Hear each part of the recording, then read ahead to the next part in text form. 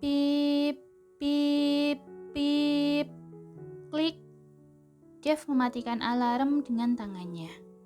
Dia duduk di tempat tidur dan setelah beberapa detik, dia bangkit kemudian pergi ke kamar mandi. Setelah mencuci muka, dia pergi berolahraga pagi, melakukan sit-up serta push-up. Saat berada di game, tiba-tiba handphonenya berdering cukup lama.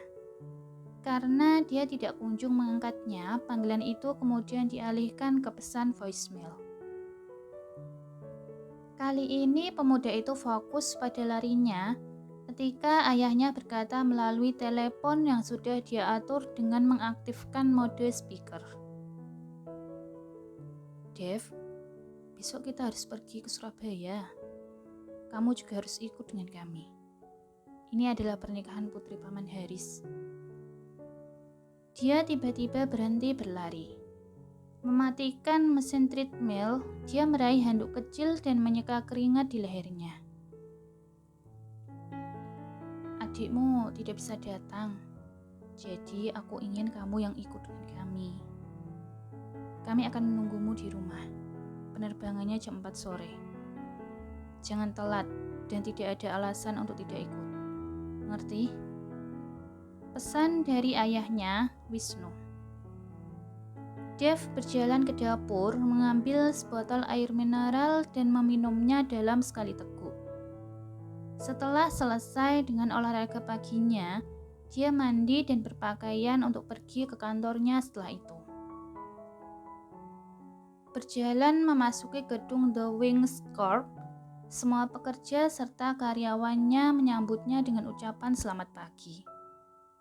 Dev baru berusia 27 tahun. Tetapi dia sudah memiliki bisnisnya sendiri di bidang pelayaran dan penerbangan. Dia adalah salah satu miliarder termuda di kota Bandung. Ya, dia beruntung memiliki keluarga dengan reputasi yang tinggi. Ayahnya adalah salah satu jenderal di Angkatan Darat.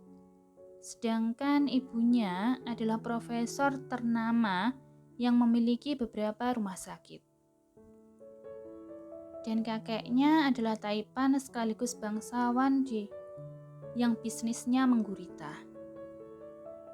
Dengan latar belakang keluarga yang solid, sangat mudah baginya untuk memiliki perusahaan besar dengan mitra bisnis yang hebat. Banyak investor dari dalam dan luar negeri yang ingin bergabung dengan perusahaannya. Menjelang larut malam, dia baru pulang ke rumah setelah menyelesaikan pekerjaannya. Saat sedang mandi di bawah pancuran hujan, dia teringat pada pesan ayahnya pagi ini. Ketika terlintas kata Putri Paman Haris, di benaknya seketika sorot matanya berubah tajam. Sementara di tempat yang lain, di sebuah ruangan yang besar, seorang gadis sedang berlatih menggunakan katana. Gerakannya yang lihai seolah-olah menunjukkan ia sudah terbiasa dengan pedang berlaras panjang tersebut.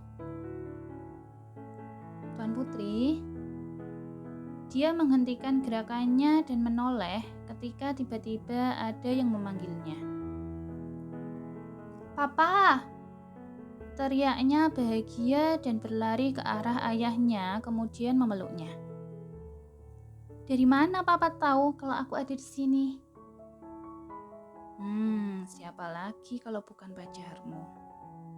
Oh iya, kita harus segera pulang. Kalau tidak, ibumu akan khawatir padamu. Gadis itu tersenyum dan mengangguk. Nadine! Seorang gadis muda berbalik untuk menatapnya tanpa ekspresi. Dia lalu berlari ke sisi pantai tanpa alas kaki. Nadine, kembalilah ke sini. Dev berlari ke arahnya dan meraih tangannya, membuat dia berhenti dan berbalik untuk menatapnya. Nadine, dengar. Aku ingin mengatakan sesuatu. Sesuatu yang selama ini aku sembunyikan darimu. Aku Dia sedikit tergagap. "Pergi, Dev.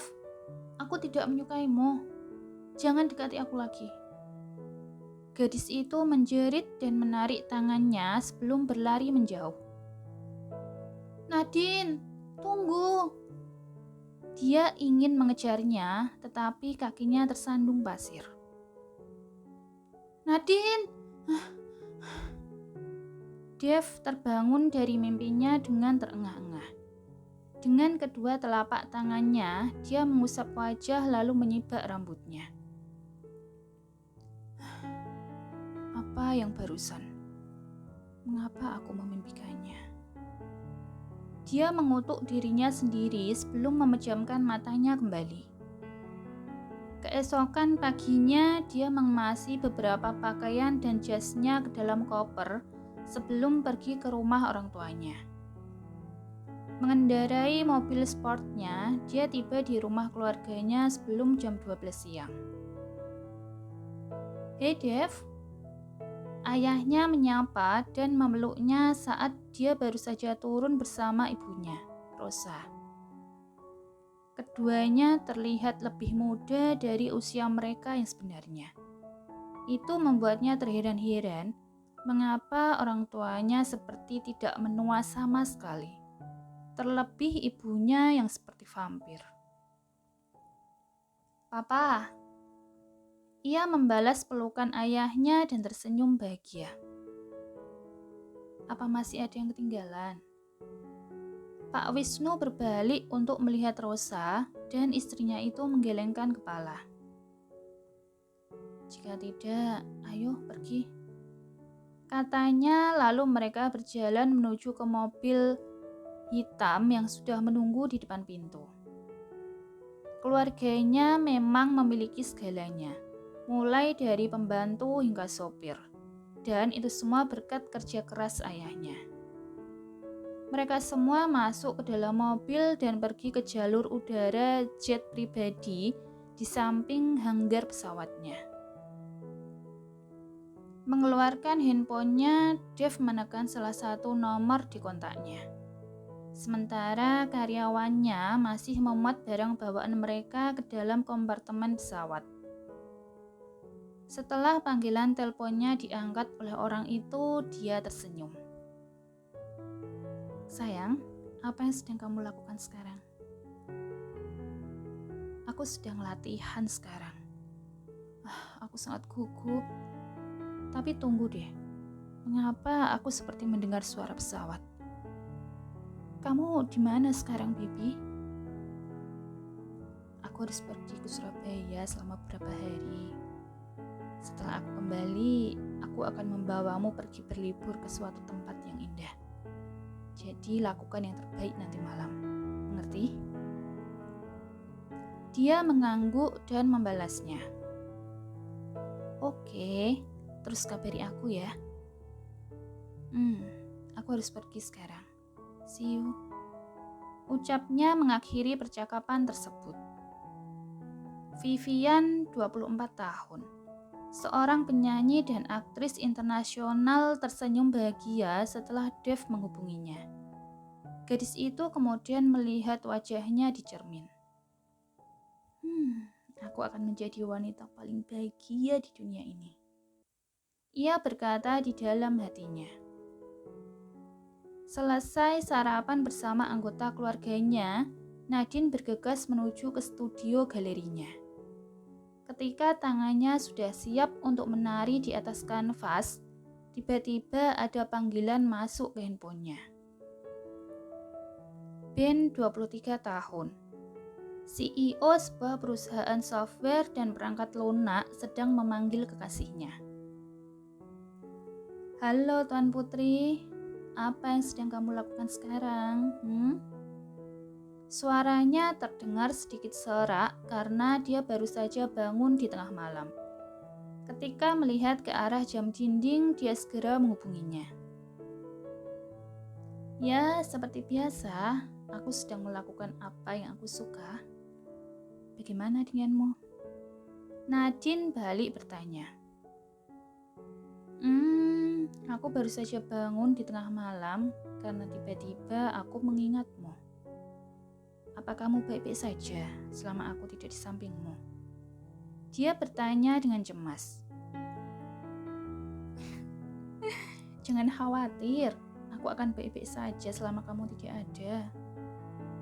Ben tersenyum puas. Ingat, jangan keluar. Aku tidak ingin kamu dikejar oleh orang-orang di luar sana. Aku tidak bisa melindungimu ketika aku tidak ada di sisimu.